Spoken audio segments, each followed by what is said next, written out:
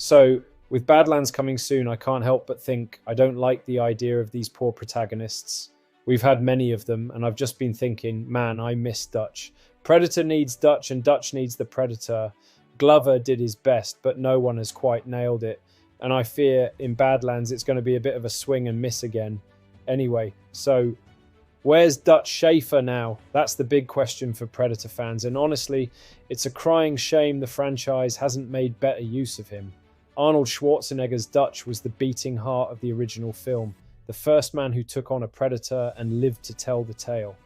That's what we saw on the big screen, not the lore, obviously, but it was the birth of something special, the predator itself and the man of the moment coming up against something more dangerous than him. And yet the franchise let him slip through its fingers like Agent Keyes let the City Hunter slip through in Predator 2. Let's look at why Dutch's absence is such a big hole in the Predator universe and why Arnie's age now makes his return both a missed opportunity and an intriguing what if. First off, Dutch wasn't just another action lead, he was the action legend himself, Arnold Schwarzenegger, in his prime. It encompasses all his other roles. The Predator came up against Conan the Terminator and John Matrix from Commando. Dutch represented all of these characters as he faced the Jungle Hunter, and it was amazing to see because of how perfect this film was. The role cannot be recast, unfortunately, and that's the real shame in my eyes anyway. Let me know if you agree with that. In 1987's Predator, Dutch stood tall, literally and metaphorically, as humanity's best. A great leader who went from tactical powerhouse to survivor. He didn't just fight the Predator, he was battered by it. Only with some luck, intelligence, and extreme survival skills did he prevail, even when you're up against a 7-foot-tall alien with cloaking tech and a plasma cannon. Dutch's victory wasn't just a win for him, it was a win for us, the audience, but it was also such a shock to see Arnie get beaten like that. This was not something anyone had seen at this point, and again, this was why this film works so well. His absence in later films leaves a hole that no one else has managed to fill, including the Predator itself, as this was a double act, to be honest. Let's talk about Arnie. The man was peak Schwarzenegger in Predator. As a kid, I couldn't take my eyes off him. Mind out the gutter people, the physicality, the grit, the charisma.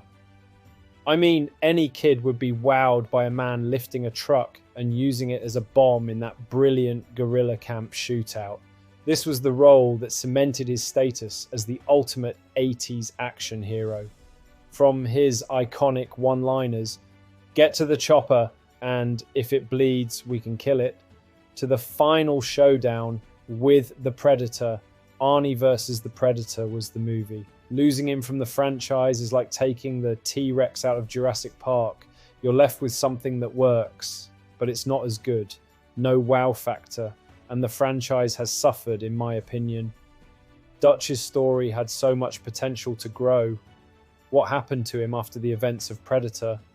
The comics tell a story, but I don't like it personally. I think we could do better. His story didn't end in the jungle.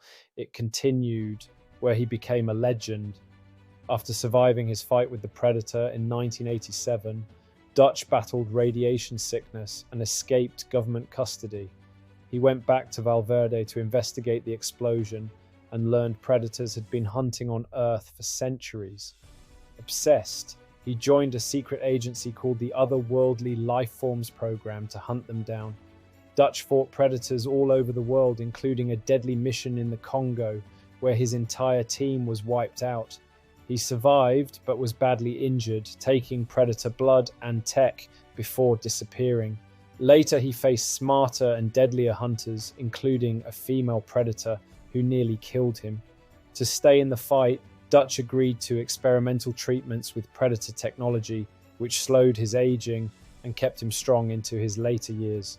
As I said, I'm not a huge fan of that particular story arc, but there is a concept to work with.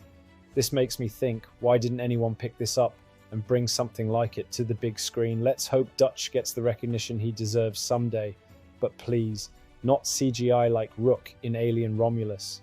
The real shame here is that Schwarzenegger is now in his mid-70s, and while he's still an absolute legend, it's hard to imagine him suiting up to go toe-to-toe with another Predator. The physicality that made Dutch such a force to be reckoned with is understandably a thing of the past. And this is where the franchise missed its golden opportunity. If they'd brought Dutch back in the 90s or even the early 2000s, we could have had an incredible continuation of his story. That said, Arnie's age doesn't mean Dutch's story is a write-off. Picture this: an older, grizzled Dutch, now a seasoned strategist, mentoring a new generation in the ilk of Ripley in Aliens, but without being the hero, more the wise head. You don't know what you're dealing with type of character. He could be the brain behind the operation, using his deep knowledge of the Predator's tactics to help others survive. We could have an emotional send-off for one of sci-fi's greatest heroes, but sadly the franchise has yet to embrace this possibility. I think this is due to Arnie himself and the direction the franchise has gone.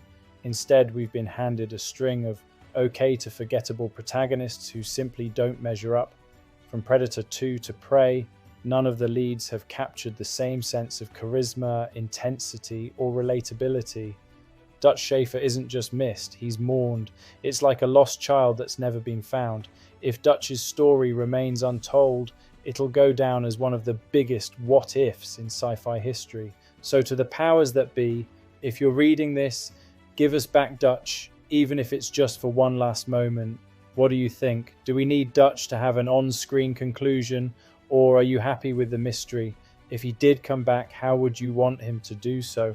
I would hope he would be a broken character like Sarah Connor personally, but still have his traits. Anyway, if you enjoyed the video, drop a like and subscribe. Until next time, peace out.